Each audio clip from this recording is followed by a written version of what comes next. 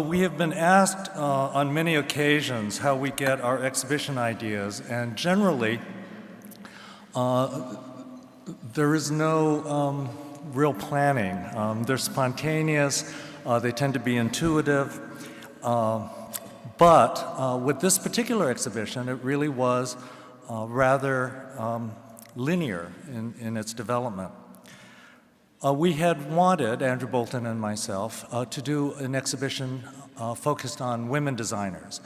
And we thought it was important to see the achievements of women in a field of clothing for women. In the case of Schiaparelli and Prada, Impossible Conversations, part of the origination of the idea was precipitated by the fact that 4 years ago, we received a collection of Schiaparellis from the Brooklyn Museum that was transferred to our own collections. Among the pieces was the major fashion icon, American fashion icon, Millicent Rogers, a Standard Oil heiress who had endless means and was able to buy quite remarkable Schiaparellis, including one piece that is brought here to Milan. Schiaparelli still had a voice in the sense that her autobiography, Shocking Life, documented not only her relationship with the artistic milieu of her day, but also her attitudes about fashion and style. What remained, the bigger challenge, was to find someone of equal stature and of equal influence to Schiaparelli, clearly one of the great designers of the 20th century. And I think you would all agree, everyone in this room, that it inevitably came to Miuccia Prada. The idea of someone who was also engaged by the contemporary art scene of her day, someone who also pushed the boundaries of what constituted conventional taste to its extreme and marginal limits.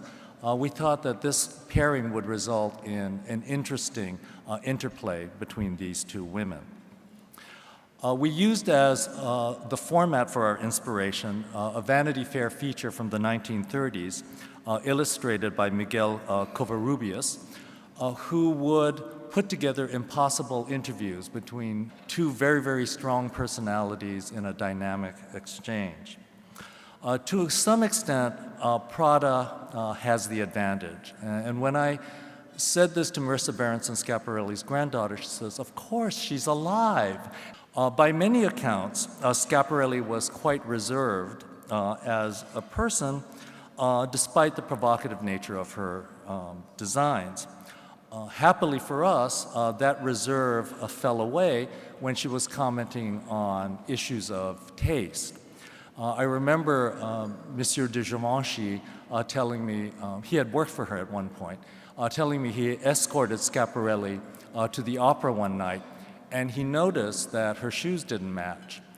So at the intermission, he mentions this to her, and she looks at him and she says, "Would you know chic if it hit you in the head?"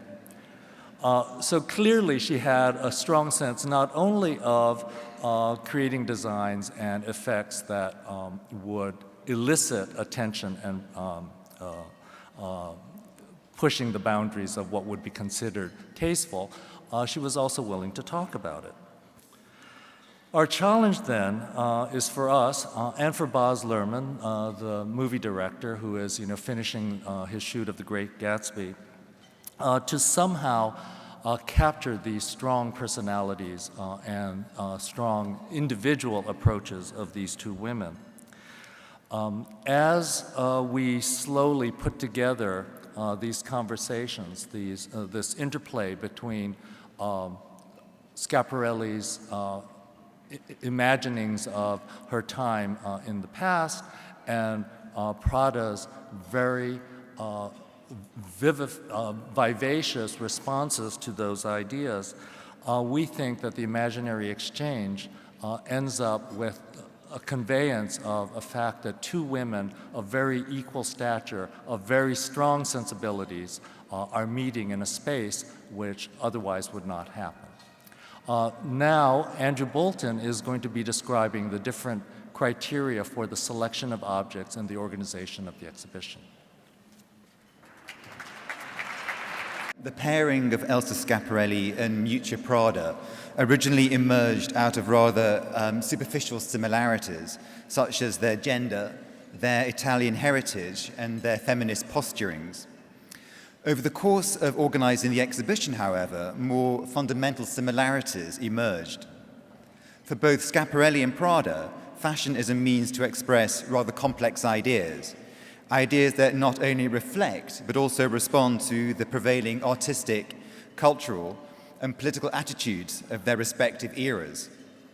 At the same time, both designers use fashion as a vehicle to provoke, to confront normative conventions of taste, beauty, glamour, and femininity.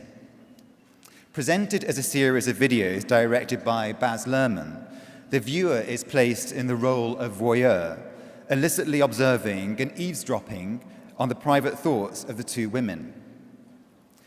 These fictional conversations are based around two concepts that are central to the understanding and appreciation of fashion, namely that of chic and that of the body. Chic is generally associated with a consensus of fashionability. Schiaparelli and Prada, however, challenge this consensus through subversive countercultural associations.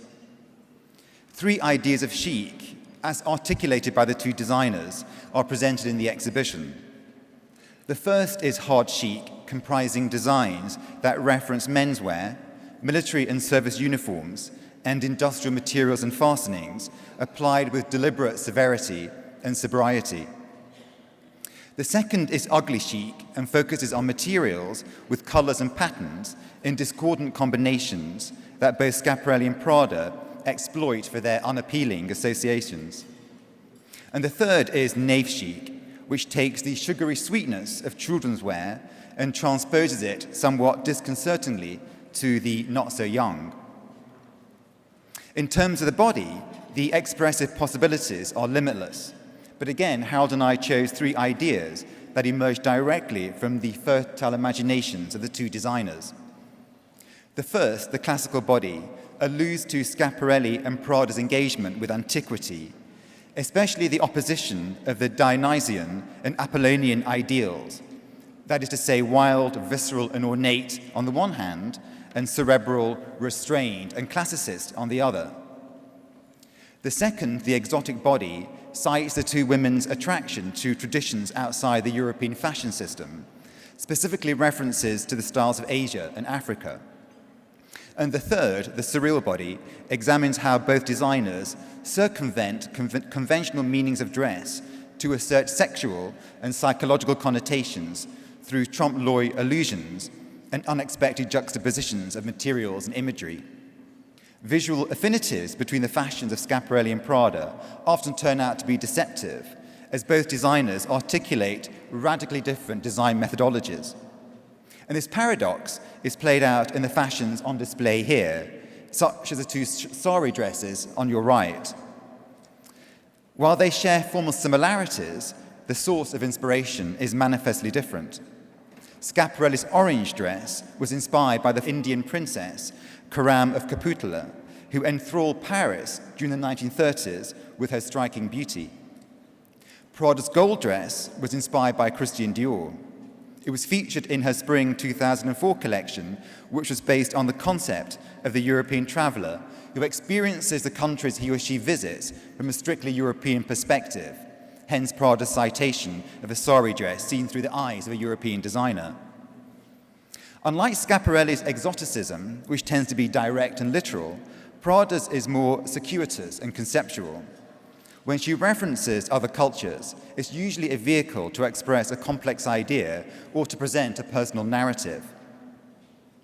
And the different influences and intentions of the two designers are not only played out in their designs, but also in their embroideries. And this is especially evident in Schiaparelli's jacket and Prada's skirt at either side of me, which are embroidered with what looked like a galaxy of stars. Schiaparelli's jacket, in fact, references the solar system. It was featured in her Zodiac collection, which was partly inspired by her famous uncle, the astronomer Giovanni Schiaparelli, who is best known for his extensive observations of Mars. But Prada's skirt has nothing to do with the solar system. Like so much of her work, it's simply an exercise in technique, a development of the technique known as transferred embroidery, which is a practice similar to taking a cut-out piece of embroidery from one dress and placing it on another. Whereas Schiaparelli's embroideries tend to be evocative and expressive, Prada's tend to be abstract and elusive. The influences and intentions of the two designers seem to converge in Schiaparelli's jacket trimmed with a Baroque applique of white leather and Prada's dress collaged with Baroque imagery of cupids and cherubs on your right. Schiaparelli's historicism, however, is literal, while Prada's is fantastical. Like many of her historical references, Prada's citation of the 17th century is an exercise in postmodern sampling or bricolage. The colors, the styling, and the mixing of other motifs such as monkeys and bananas evoke the musicals of Carmen Miranda just as much as the cupids and cherubs evoke the exuberant style of the Baroque. Art Nouveau seems to be the prevailing aesthetic reference in the green jacket by Schiaparelli and the green skirt by Prada on your left. Again, however, Prada's citation of Art Nouveau is cluttered with other citations, including the artistic styles of Aubrey Beardsley, Hieronymus Bosch, and the comic book artist Frank Miller. Schiaparelli's jacket and Prada's skirt also reflect the different zones of the body onto which the two designers project their narrative focus, the waist up for Schiaparelli and the waist down for Prada. Schiaparelli's interest in the waist up largely stems from the social needs of her day, or more specifically, the needs of cafe society and the demands of restaurant dressing. Since women were usually seated in restaurants, decoration from the waist down was redundant. Schiaparelli therefore devoted her attention to designs on jackets that framed the face of the wearer and enhanced their photographic possibilities. Prada's interest in the waist down is more personal and instinctive. She feels that while the waist up is more spiritual and intellectual, the waist down is more basic and grounded. For her, the waist down is connected to the earth, with sex and with giving birth.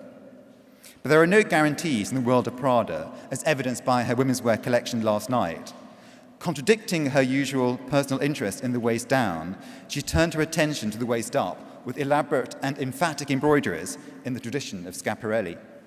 Schiaparelli actively collaborated with the artists of her day, especially Dali, Vertès, Barrade, and Cocteau. Prada, on the other hand, has actively refused to collaborate with artists in her fashions, although she does collaborate with them on projects connected to the Prada Foundation. And it's perhaps the most significant difference between the two women is Schiaparelli's belief that designing fashion is art, and Prada's belief that it is not. In fact, Prada believes that the very definition of art is irrelevant today and thus obliterates the hierarchy of all creative processes. But it's beliefs such as these that make for interesting and provocative conversations between Schiaparelli and Prada. And despite the natural reserve of the two women, their opinions are forthright and often vociferous. And it's the strength of these opinions that both enliven and illuminate the fashions in the exhibition. In the end, though, what emerges through the conversations is an impression of two strong-minded, independently minded women. In her day, Schiaparelli befriended very few of her fashion contemporaries. Her rivalry with Chanel was legendary. Schiaparelli calls Chanel that dreary little bourgeois, while Chanel calls Schiaparelli that Italian artist who makes dresses. One is left wondering that if Schiaparelli was alive today, would she and Prada be friends? Thank you.